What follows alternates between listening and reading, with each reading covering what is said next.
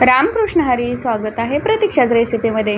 आज आपण करत आहोत खूप टेस्टी आणि रेस्टॉरंटमध्ये जशी काजू करी आपण खातो तेवढीच टेस्टी आणि अगदी साध्या सोप्या पद्धतीने आणि घरात जे साहित्य असतं आपल्या त्या साहित्यामध्ये ही आपण काजू करी करणार आहोत। झटपट अशी होणारी ही रेसिपी आहे। इथे मी काय केलेलं आहे, 1 वाटी काजू घेतलेला आहे, 2 कांदे मोठे कट करून घेतलेले आहेत आणि 2 कांदे अगदी शक्य होईल तेवढा बारीक कट करून घेतलेला आहे, 2 टोमॅटो, जरासा लसूण मी कट करून घेतलेला आहे आणि एक जरासा अद्रक आणि लसणाची पेस्ट केलेली आहे। एका कढईमध्ये मी पाणी गरम करून घेतलेलं आहे, त्यामध्ये मी निम्मे काजू टाकलेले आहेत आणि जो आपण मोठा पाकळ्या करून ठेवलेला होता कांदा तो देखील त्यामध्ये टाकून घ्यायचा। ते बघा मऊ होईपर्यंत शिजवून घ्यायचं आहे, म्हणजे हे 10 मिनिट तरी कमीत कमी व्यवस्थित असं शिजवून घ्यायचं आहे।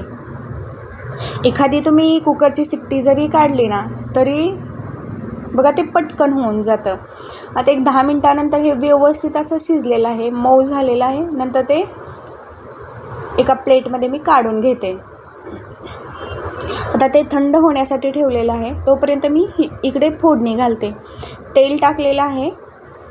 आता तेलामध्ये जे आपले राहिलेले काजू होते ते त्यामध्ये टाकून घ्यायचे।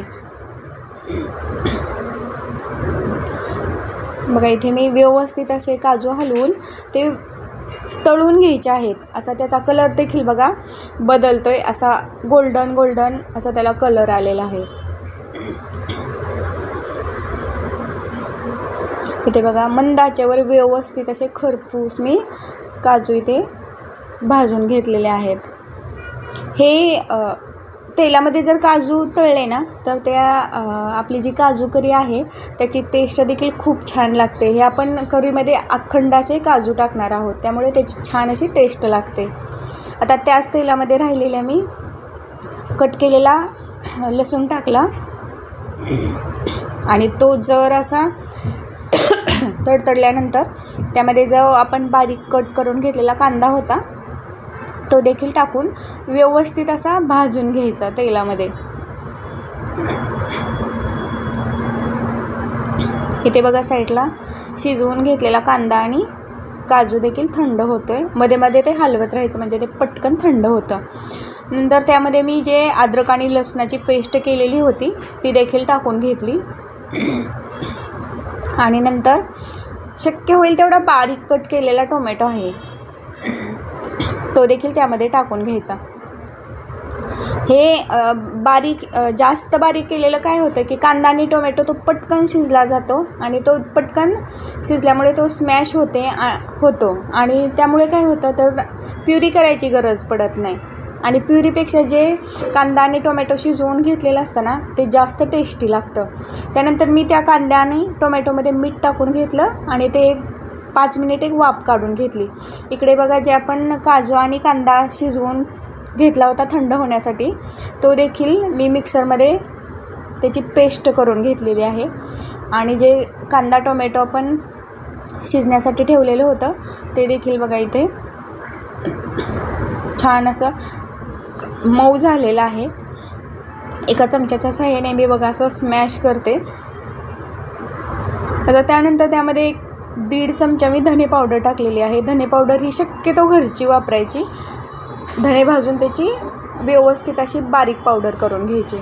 आता नंतर त्यामध्ये हळद आणि चवीनुसार तुम्हाला जेवढी तिखट हवं आहे त्या प्रमाणात लाल मिरची पावडर टाकायची आणि थोडासा कलर येण्यासाठी बेडगी मिरची पावडर देखील टाकून घ्यायची। ते आता व्यवस्थित असं मी हलवून घेते। बघा कांदा आणि टोमॅटो छान असा मऊ झालेला आहे। तर जी आपण प्युरी करून घेतली होती काजू आणि कांद्याची ती त्यामध्ये टाकून घ्यायची। ते बघा त्यामध्ये काजू असल्यामुळे ना त्यामध्ये ते पटकन ते दाटसर होतं, म्हणजे ते आपण बेसन जसं पाण्यामध्ये टाकल्यानंतर ते घट्ट होतं त्याप्रमाणे काजू देखील टाकले ना ते पटकन घट्टपणा येतो त्याला, म्हणजे काजू पाणी ॲब्झॉर्ब करून घेतात। इथे बघा 2 ते 3 मिनिटाची मी एक वाफ काढून घेतलेली आहे। कढईनं तेल देखील सुटलेलं आहे। प्युरी देखील आपली जी आहे ती छान अशी तयार झालेली आहे। आता यामध्ये शक्यतो गरम पाणी टाकायचं आणि काजू करी ही जास्त पातळ नसते, त्यामुळे जर असं कमी पाणी टाकायचं. बघा ही आता जरी एवढी पातळ वाटत असली ना, ते जसजशी शिजत जाईल तसं ते काजू पाणी ॲब्झॉर्ब करून घेतात, त्यामुळे तिला दाटसरपणा पटकन येतो. आता त्यामध्येच जे तळून घेतलेले काजू होते ते टाकून घ्यायचे.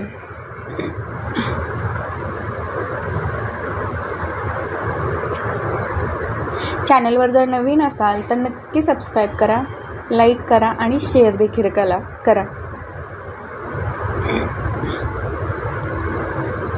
बघा इथे ना 1-2-3 मिनिट आपण व्यवस्थित असं ते शिजवून घ्यायचं आहे. वरून ही आपली कस्तुरी मेथी असते ती देखील मी टाकून घेतलेली आहे. याने देखील बघा भाजीची चव खूप छान लागते. हे का दिसते ना, रेस्टॉरंटमध्ये जशी आपण खातो तशा पद्धतीची ही काजू करी.